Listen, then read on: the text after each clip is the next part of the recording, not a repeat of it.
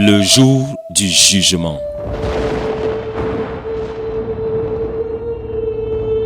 Il est réservé aux hommes de mourir une seule fois, après quoi vient le jugement.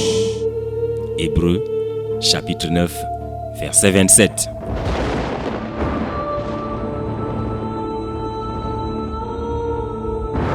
La mort est une réalité cruelle. J'ai vu des gens mourir.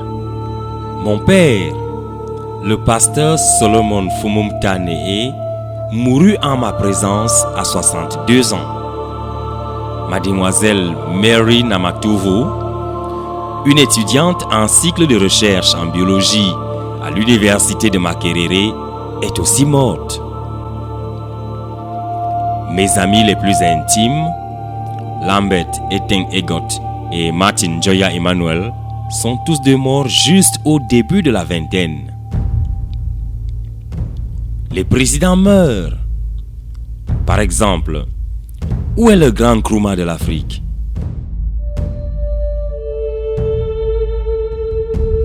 Lui aussi est passé de vie à trépas.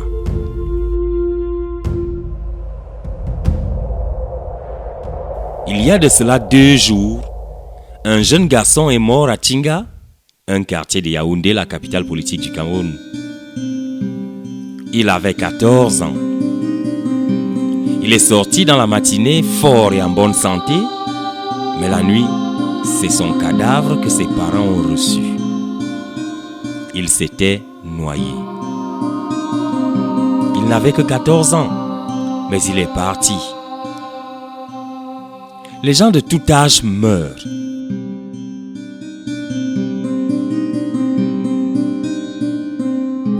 Si tu as 10 ans, 20 ans, 30 ans, 40 ans, etc., alors tu as un rendez-vous avec la mort.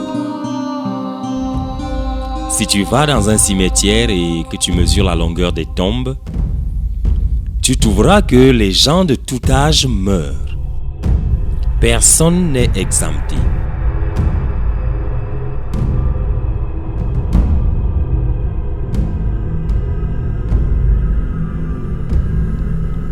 Quand mourras-tu?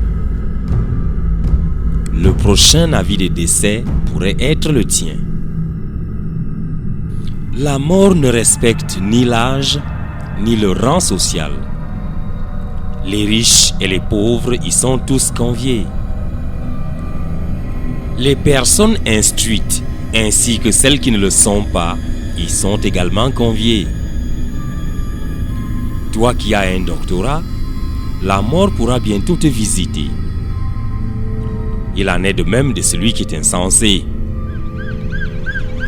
Toi qui es un membre du gouvernement, tu pourras bientôt entendre à la porte ce toc effroyable de la mort. Et c'est le même toc qu'entendra le mendiant en ville. La plus belle fille et la plus laide femme reçoivent le même toc. C'est une réalité cruelle. Es-tu prêt à mourir? Nous sommes à la fin de cette année. Nous sommes également à la fin de certaines vies. Ne compte pas sur ta santé. Elle peut faillir à tout moment. La Bible dit, en effet, qu'est-ce que votre vie? C'est une vapeur qui paraît pour un instant et qui disparaît ensuite.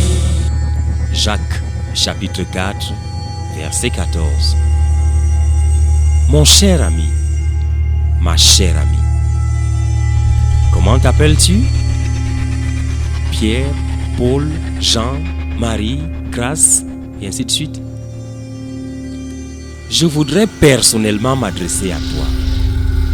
Pierre, Marie, qu'est-ce que ta vie? Combien de temps te reste-t-il encore à vivre?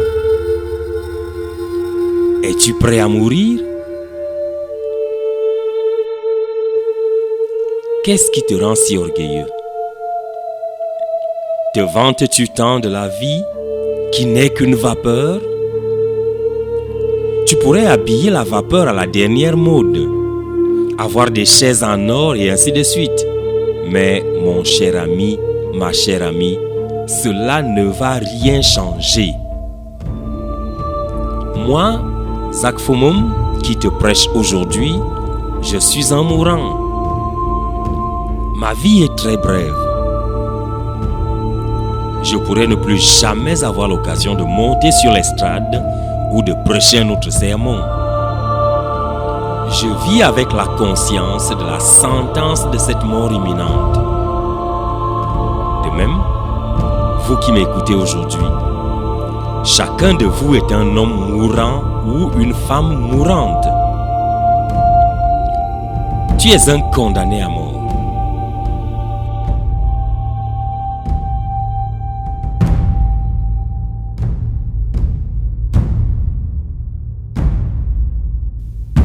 En ce qui concerne la mort, tous les hommes sont égaux. La mort ramène toutes les races et toutes les classes au même niveau. Quand un pasteur, un docteur, un membre du gouvernement, un directeur, un messager, un boy, un mendiant, etc. meurt, chacun d'eux est enterré à 2 mètres sous terre. Il y a un trou de 2 mètres qui t'attend. Ami, t'en rends-tu compte? Tu n'emporteras rien. Les hommes pourraient te mettre dans un somptueux cercueil. Ils peuvent te revêtir d'une toge académique, mais tu t'en iras les mains vides, nu. La Bible dit: je suis sorti nu du sein de ma mère, et nu je retournerai dans le sein de la terre. Job, chapitre 1, verset 21. Ami, ton départ est imminent, et tu pourrais bientôt te rendre compte du fait que de tout ce que tu as passé ta vie à acquérir, tu ne peux rien emporter. Si tout s'arrêtait à la tombe, alors nous pourrions nous consoler à l'idée qu'après la souffrance, la mort viendra comme un soulagement. Mais la mort n'est pas la fin. La Bible déclare de manière catégorique que la mort n'est pas la fin. Certaines personnes m'ont dit que quand elles vont mourir, ce sera la fin. Mes amis, vous vous trompez. Il y a l'autre vie. Il y a une continuité. Après la mort, quoi d'autre? Le jugement. La Bible dit: car il nous faut tous comparaître devant le tribunal de Christ. 2 Corinthiens chapitre 5, verset 10. Nous ne pouvons pas échapper à la mort. Nous n'allons pas échapper au tribunal de Christ. Ceux qui disent qu'il n'y a pas de Dieu vont subitement réaliser à la mort qu'ils doivent comparaître au tribunal de Christ. Ceux qui méprisent Christ vont se retrouver devant son tribunal. En ce jour-là, il n'y aura pas d'athée. Ils croiront quand ils le verront à leur grande damnation. Le registre de ta vie sera apporté devant Jésus le juge. Toute ta vie est en train d'être enregistrée. Chacune de tes pensées est enregistrée. Chacune de tes paroles est enregistrée. Chacun de tes actes est enregistré. Tu pourrais avoir haï quelqu'un dans ton cœur, cela sera projeté sur écran géant ce jour-là. Tu pourrais avoir commis l'adultère ou la fornication dans ta pensée, cela sera projeté ce jour-là. Ce que tu as fait en cachette sera exposé aux yeux de tout le monde. Dans Romains chapitre 2 verset 16, La Bible dit que Dieu jugera les secrets des cœurs par Christ. Oui, tout sera exposé. Mon cher ami, ma chère amie, quelle serait ta réaction si tu t'asseyais et qu'on projetait le film de tout ce que tu as jamais pensé, dit ou fait? Supporterais-tu ce spectacle? Supporterais-tu que tout ce que tu es et tout ce que tu as été soit projeté sur écran géant à la vue de tous? C'est ce qui se produira le jour du jugement. Ce qui a été fait dans les ténèbres sera apporté à la lumière.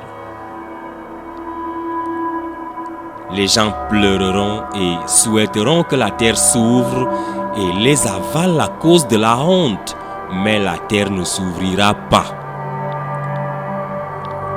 Tous les grands hypocrites recevront tragiquement leur plus grand choc. Qu'en est-il de toi, ami? Tu pourrais être en train de tromper plusieurs personnes alors que tu es un avorteur. Sais-tu que cela sera révélé? Tu pourrais être un ancien, mais tu es infidèle à ton épouse en pensée, en parole ou en acte. Quel est ton péché particulier? Ce péché que tu as si habilement dissimulé?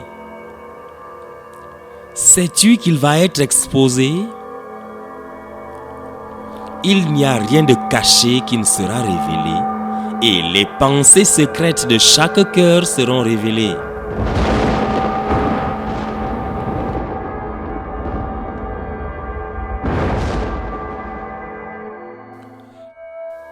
Comment Dieu va-t-il traiter le pécheur le jour du jugement?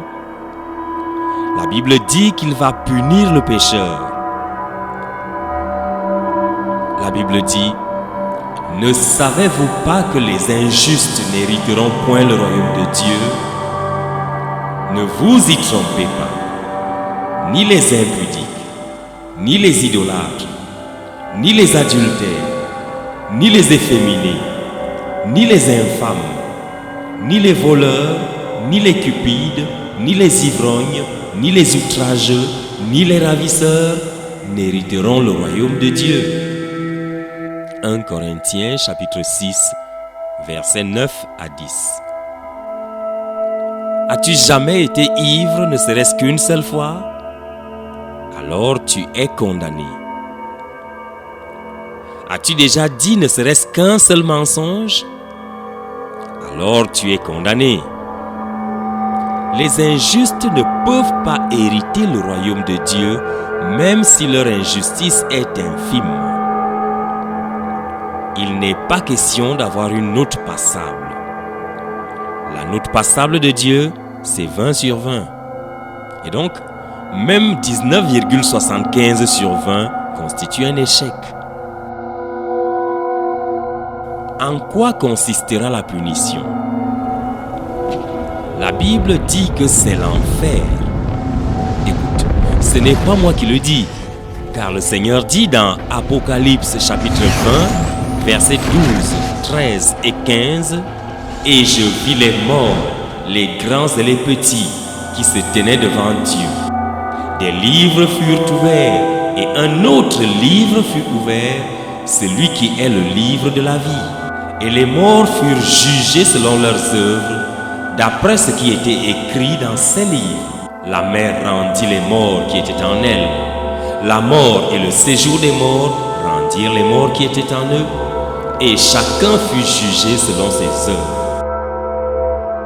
Quiconque ne fut pas trouvé écrit dans le livre de vie fut jeté dans les temps de feu. » Et dans Apocalypse chapitre 21, verset 8, il est écrit: « Mais pour les lâches, les incrédules, les abominables, les meurtriers, les impudiques, les enchanteurs, les idolâtres et tous les menteurs, leur part sera dans les temps ardents de feu et de soufre, ce qui est la seconde mort. » Dieu a promis de jeter tout pécheur dans un lac de feu un feu qui ne finit pas, un feu qui ne s'éteint point.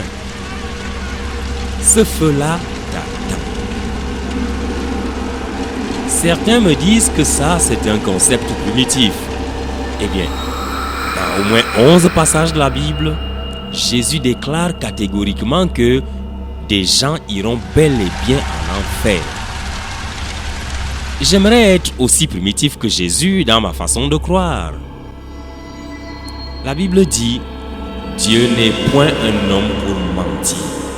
Nombre, chapitre 23, verset 19. Le Dieu immuable a promis de brûler tout pécheur dans un lac de feu éternel. Il ne peut pas mentir à ce sujet. Tu me dis que tu ne peux pas y croire. Eh bien, attends d'y être. Tu vivras alors une expérience personnelle inchangeable. Tu demandes si c'est juste? Et pourquoi pas? Dieu est un Dieu juste.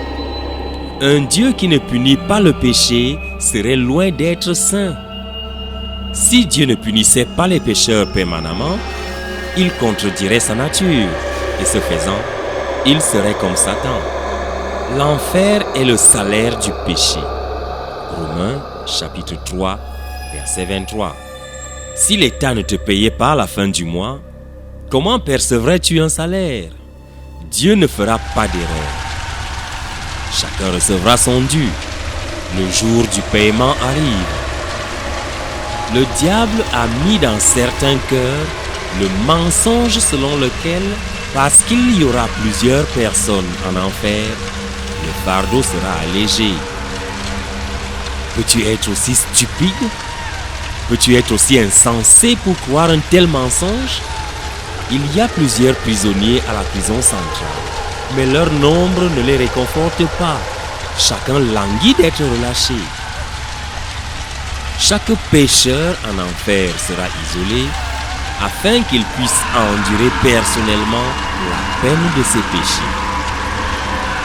Je te dis, il y aura des grincements dedans, une décomposition ininterrompue, une convoitise inassouvie, etc. Le désir de Dieu, c'est que personne ne périsse. Il a élevé un certain nombre de barrières sur le chemin de l'enfer. La Bible, la croix de Christ et le Seigneur Jésus ont tous été placés par Dieu sur le chemin de l'enfer. Ce ne sont pas tous les pécheurs qui iront en enfer. Jésus dit qu'à moins qu'un homme ne naisse de nouveau, il ne verra pas le royaume des cieux. En d'autres termes, il est en train de dire que tous ceux qui sont nés de nouveau iront au ciel.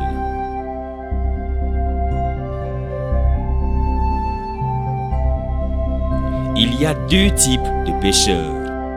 Il y a des pécheurs condamnés et il y a des pécheurs pardonnés. Le pécheur pardonné ira au ciel et là, avec Christ, il jouira de la plénitude de Dieu. Une telle personne vivra l'opposé exact de ce que la personne qui est en enfer connaîtra. La bonté de Dieu, la présence de Dieu, les richesses de Dieu seront toutes siennes.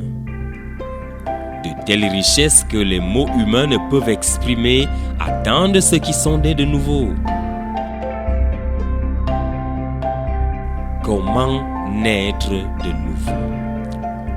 Premièrement, il y a la repentance. Reconnaître le péché, confesser le péché à Dieu et à l'homme, abandonner radicalement le péché. Il y a ensuite la restitution et un abandon total de toutes les voies de péché, qu'elles soient petites ou grandes, qu'elles procurent du gain ou pas. Deuxièmement, il y a un engagement irrévocable à Jésus qui est mort pour toi. L'âme repentante embrasse Jésus comme Seigneur et Sauveur dans un acte délibéré et conscient et se détermine en tout temps et coûte que coûte à le suivre sur le chemin étroit. Elle porte sa croix chaque jour, contre tous les courants populaires et contemporains pour suivre Christ. Une telle personne devient un fou de Dieu. Troisièmement, cette personne s'engage à gagner les gens pour Jésus. J'entends souvent les gens dire qu'ils vont juste mener une bonne vie et que cette bonne vie va rendre témoignage de Christ. Ils ne vont pas se déranger pour parler à qui que ce soit. Si c'est comme cela que tu raisonnes, c'est une indication du fait que tu es en route pour l'enfer. Il n'y a pas de vie qui soit suffisamment bonne, même quand elle est transformée par Christ, pour rendre témoignage seul sans parole. Jésus n'avait pas seulement vécu une bonne vie, il a prêché et prêché. Les premiers disciples n'étaient pas persécutés à cause de leur bonne vie. L'accusation contre eux était: vous avez rempli Jérusalem de votre enseignement et vous voulez faire retomber sur nous le sang de cet homme. Actes chapitre 5, verset 28. Leur crime majeur, c'est qu'ils rendaient témoignage de leur nouvelle naissance, de qui Jésus était et de ce qu'il faisait.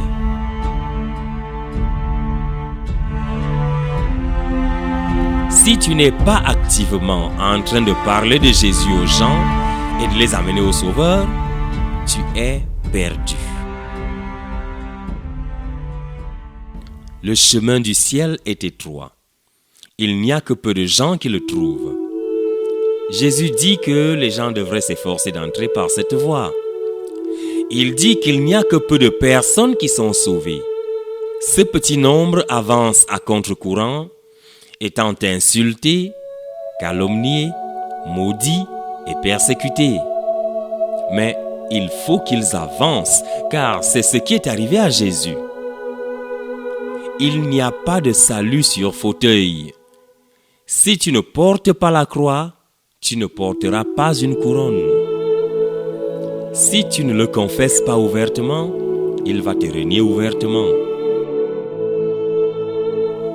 Où sont les pécheurs qui vont se repentir aujourd'hui? Où sont les pécheurs condamnés qui seront acquittés par Jésus? Où sont ceux qui vont prendre position pour lui publiquement? Pourquoi ne te repentirais-tu pas aujourd'hui?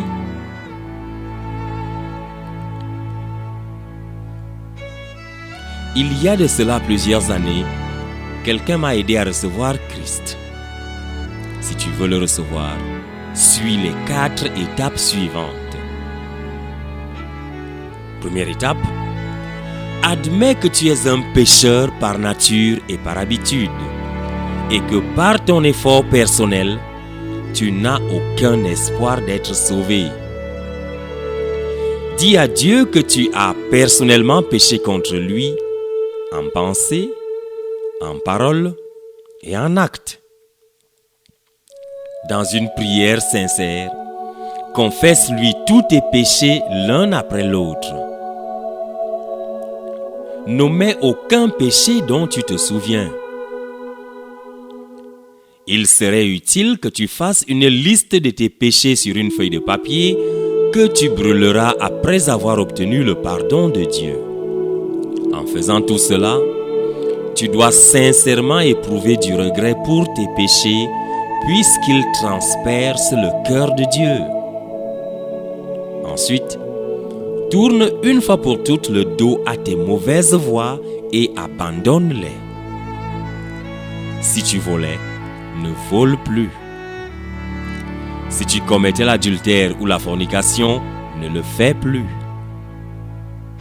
Dieu ne te pardonnera pas si tu n'as pas le désir de renoncer radicalement au péché dans tous les aspects de ta vie. Mais si tu es sincère, il te donnera la force de renoncer au péché. Deuxième étape, crois que Jésus-Christ, qui est le Fils de Dieu, est l'unique chemin, l'unique vérité et l'unique vie. Jésus a dit: « Je suis le chemin, la vérité et la vie. Nul ne vient au Père que par moi. Jean, chapitre 14, verset 6. Et la Bible dit, car il y a un seul Dieu et aussi un seul médiateur entre Dieu et les hommes, Jésus-Christ homme, qui s'est donné lui-même en rançon pour tous. 1 Timothée chapitre 2, versets 5 à 6. Si tu le crois, tu rejettes ainsi tout autre système ou philosophie qui prétend qu'un homme puisse être réconcilié avec Dieu en dehors d'une relation personnelle avec Jésus-Christ. Si tu crois en Jésus-Christ, tu chercheras à le recevoir, car à tous ceux qui l'ont reçu, il a donné le pouvoir de devenir enfants de Dieu. Jean, chapitre 1, verset 12. Troisième étape, considère le prix à payer pour le suivre. Jésus a dit que tous ceux qui veulent le suivre doivent renoncer à eux-mêmes. Cette renonciation implique la renonciation aux intérêts égoïstes, qu'ils soient financiers, sociaux ou autres. Il veut aussi que ses disciples prennent leur croix et le suivent. Es-tu prêt à abandonner chaque jour tes intérêts personnels pour ceux de Christ? Es-tu prêt à te laisser conduire dans de nouvelles directions par lui? Es-tu disposé à souffrir et à mourir pour lui si c'est nécessaire? Jésus a dit, « Ne croyez pas que je sois venu apporter la paix sur la terre. Je ne suis pas venu apporter la paix, mais l'épée. Et l'homme aura pour ennemi les gens de sa maison. Celui qui aime son père ou sa mère plus que moi n'est pas digne de moi. Et celui qui aime son fils ou sa fille plus que moi n'est pas digne de moi. Celui qui ne prend pas sa croix et ne me suit pas n'est pas digne de moi. » Matthieu, chapitre 10, versets 34 à 38. Cela est bien coûteux, mais les dons de Dieu tels que la paix, la joie, la vie éternelle, etc., sont beaucoup plus importants que tout ce que cela pourrait te coûter. Tu ferais mieux de le choisir. Jésus n'aura rien à faire avec des gens aux demi-décisions. Il exige un engagement total. Il ne recevra que ceux qui sont prêts à le suivre à n'importe quel prix et ne pardonnera qu'à ceux-là seuls. Pense-y et considère ce que cela te coûtera de le suivre.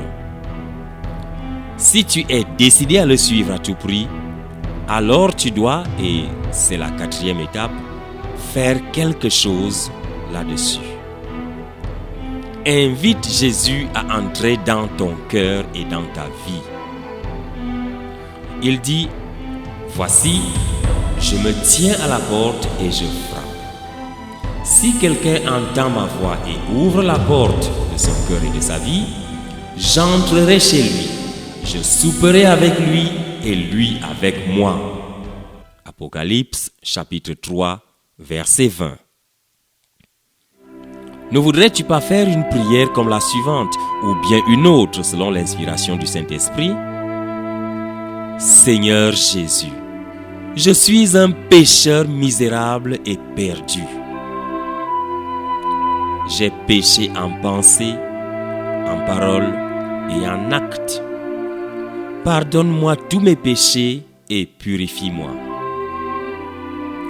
Reçois-moi, ô Sauveur, et fais de moi un enfant de Dieu. Viens dans mon cœur maintenant même et donne-moi la vie éternelle. Je te suivrai à n'importe quel prix, comptant sur ton Saint-Esprit pour me donner la force dont j'ai besoin. Amen. Si tu as fait cette prière sincèrement, alors Jésus t'a pardonné et a fait de toi à l'instant même un enfant de Dieu.